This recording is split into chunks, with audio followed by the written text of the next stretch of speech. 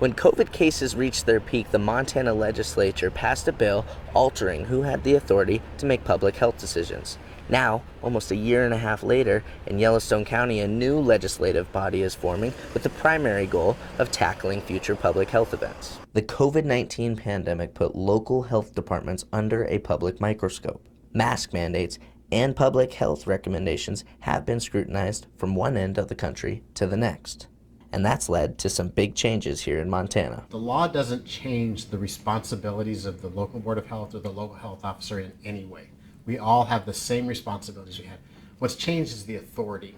A bill passed by the Montana legislature now puts many of those tough health decisions in the hands of elected officials. Appointed leaders, like public health directors, will still make recommendations regarding shutdowns and mandates. Part of the confusion is it's not entirely clear in the law what's subject to this approval process and what isn't. The language is a little confusing. To address that, Yellowstone County is now creating a new coalition of both elected and appointed leaders to make these tough health decisions. Chief Deputy County Attorney Gina Lervik says the group has two main objectives. This governing body will ultimately sign off on a new public health officer for when John Felton does retire. The other one is in the event of another pandemic. I've personally advocated for is a small subset that has the authority granted by those bodies. The process of forming this body hasn't been easy.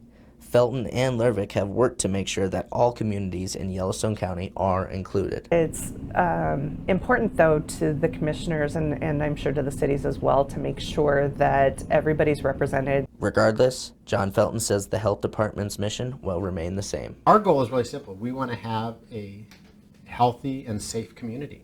In Billings, Charlie Kleps, MTN News.